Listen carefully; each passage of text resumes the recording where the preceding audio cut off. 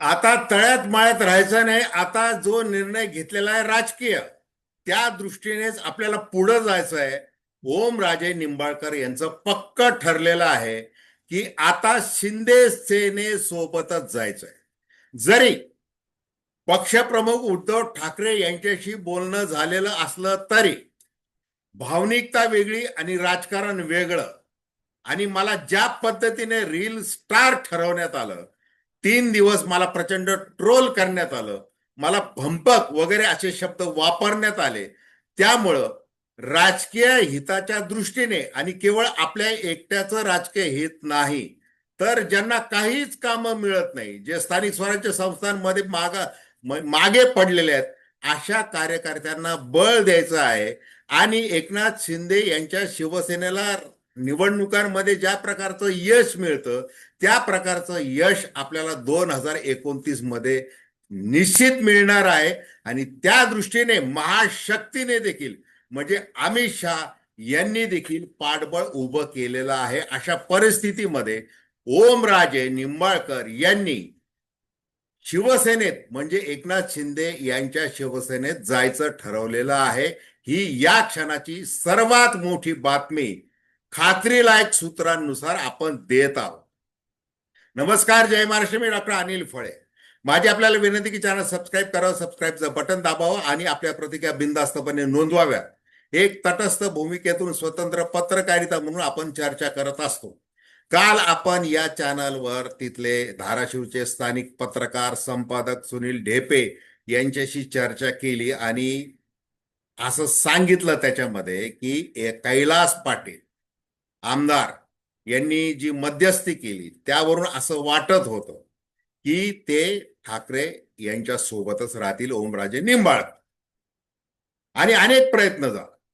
आमदार वरुण सरदेसाई असतील, बाकीचे अनेक नेते असतील, त्यांच्याशी ओमराजे निंबाळकर यांची बैठक झाली.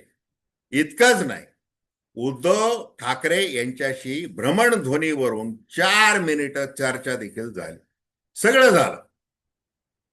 शिवसेनेच्या वतीने, म्हणजे मातोश्रीवरच्या शिवसेनेच्या वतीने हे खासदार आपली चूक मान्य करून जर येऊ पाहत असतील तर त्याचा विचार केला जाईल, असं वक्तव्य शिवसेनेचे नेते आदित्य ठाकरे यांनी स्वतः विधान केलं. हे जरी सगळं झालेलं असलं तरी ओमराजे निंबाळकर यांच्या मनाला ठेच लागलेली आहे. काय ठेच लागलेली आहे? की मी पहिल्यापासून सांगत होतो, मी माझी भूमिका 20 जून नंतर जाहीर करेल. ज्या वेळेला पवनराजे हत्या प्रकरणी, खून प्रकरणी निकाल लागेल त्याच्यानंतर मी माझा निर्णय घेईल, असं त्यांनी सांगितलं होतं, वारंवार सांगितलं. आणि मग ते एक वेळेला नव्हे, 2 वेळेला दिल्ली वारी करून आले. रातोरात विमानं उडाली आणि ते परत आले. आता त्या काळामध्ये, त्या दरम्यान ते संभ्रमातच होते. त्यांना जे आश्वासन दिलं जात होतं की निकाल हा तुमच्या बाजूने लागेल आणि पद्मसिंह पाटील यांना दोषी ठरवलं जाईल, याची खात्री बाळगा, असं आश्वासन देण्यात आलं होतं. परंतु घडलं मात्र उलटच. आणि जो खटला 20 वर्ष चालत आलेला आहे, माफीचा साक्षीदार उलट पुलट बोलतोय. कोर्टाने हे मान्य केलेलं आहे की ही राजकीय हत्या आहे, पण ती केली कोणी याच्यावर मोठं प्रश्नचिन्ह ठेवत पद्मसिंह पाटील आणि इतर 8 जणांना निर्दोष ठरवलेलं आहे. आता अशा परिस्थितीमध्ये ज्या वेळेला निकाल आला त्यावेळेला इचलकरंजीची सभा सुरू होती. आणि मग त्या भर सभेमध्ये एकनाथ शिंदे व्यासपीठावरून उतरून खाली गेले, कारण की त्यांना एक कॉल आला. आणि त्या कॉलमध्ये बरंच काही त्यांना सांगण्यात आलं, धक्कादायक सांगण्यात आलं की ओमराजे हे अत्यंत व्यथित झालेले आहेत, चिडलेले आहेत आणि निकाल विरोधात गेल्यामुळं ते निर्णय आपला फिरवू शकतात. मग करायचं काय? मग सगळे राजकीय डावपेच खेळण्यामध्ये माहीर असलेल्या एकनाथ शिंदे यांनी तात्काळ केंद्रीय गृहमंत्री जे व्यासपीठावरच होते त्यांच्याशी चर्चा केली. आणि इतकंच नाही, मुख्यमंत्री देवेंद्र फडणवीस यांच्या बरोबर देखील चर्चा केली. आता महाशक्ती पहाड अमित शहा तर सहकार्य करणार की अपील करा. सीबीआय जे आहे ते केंद्रीय गृह खात्याच्या अंतर्गत येतं. आणि मग ज्या वेळेला ओमराजे निंबाळकर प्रसार माध्यमांना सांगतात की सीबीआयचा निकाल, सीबीआयने केलेला तपास ग्राह्य धरूनच हायकोर्टाने या या अपिलाचा विचार केला पाहिजे आणि जो निकाल आलेला आहे त्याच्यावर भाष्य केलं पाहिजे, हे फार महत्वाचं आहे. आणि ते अमित शहा करू शकतात असा विश्वास देण्यात आलेला आहे. दुसरं म्हणजे आता पुन्हा 20 वर्ष चालणार का हे? तर तसं नाही. हे जलद गतीने निर्णय घेतला जाईल, त्याच्या संबंधी केलं जाईल असं सांगण्यात आलं.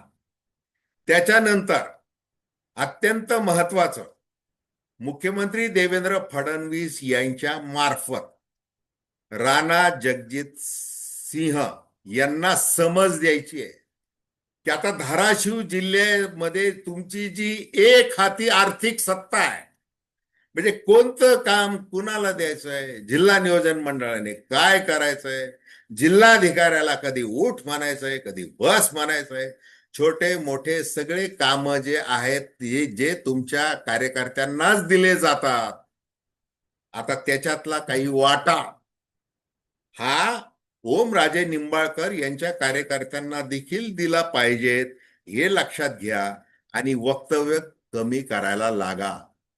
मग धाराशिव जिल्ह्यामध्ये तुळजापूर इतर ठिकाणी वाघांच्या कळपात यायला लागलेला आहे, असे जे फलक लागले ते फार फुलून गेलेले आहेत.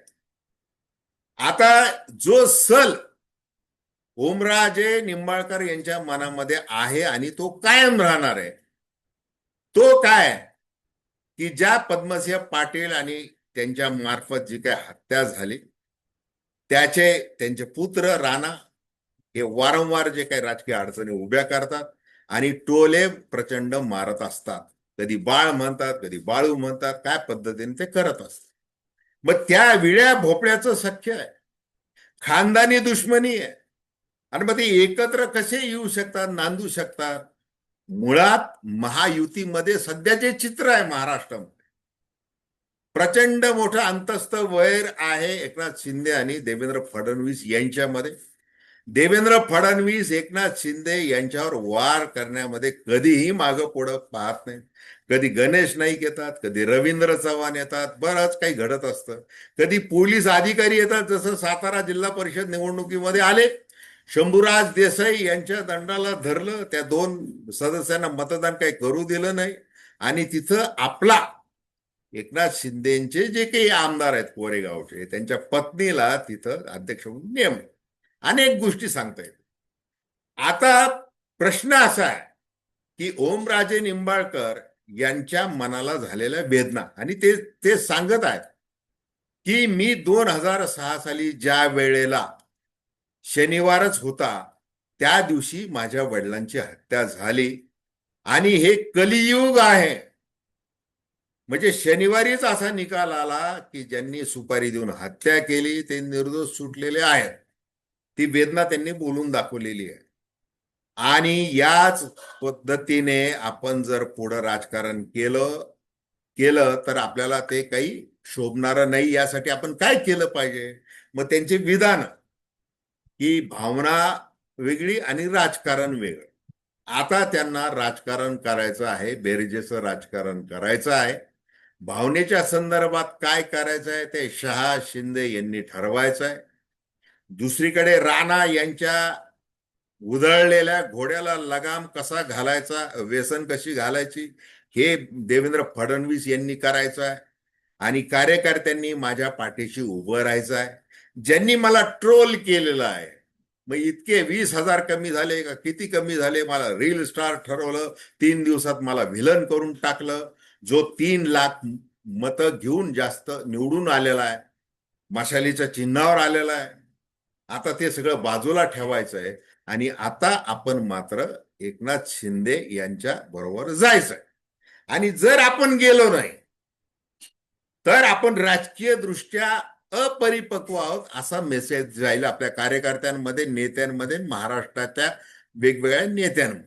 आणि पुढचे 3 वर्ष केंद्रातही सत्ता आहे, महाराष्ट्रामध्ये देखील सत्ता आहे, शिवसेनेची सत्ता आहे, शिंदेची सत्ता आहे.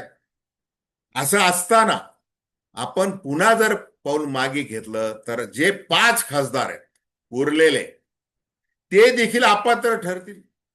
आता ओम प्रकाश बिर्ला यांना भेटलेलो आहोत का, त्याच्यावर त्यांना जे पत्र खरंच दिलेलं आहे का, त्याच्यावर ओमराजे निंबाळकर यांनी सही केली की नाही, असे प्रश्न अनेक आहेत.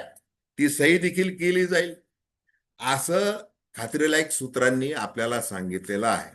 त्याच्यामुळं आता दुपारी धाराशिवला बैठक होईल, तिथं आमदार कैलास पाटील हे काही जाणार नाहीत असं देखील आपल्याला कळालेलं आहे. आता शेवटी हे राजकारण आहे. म्हणजे 99% ओमराजे निंबाळकर हे एकनाथ शिंदे यांच्या सोबत जाणार आहेत आणि 1% असा निर्णय ते घेऊ शकतात की आपण आहे त्याच ठाकरेंच्या सेनेमध्ये राहायचंय. त्याची 1% शक्यता आहे. तर खूप खूप धन्यवाद.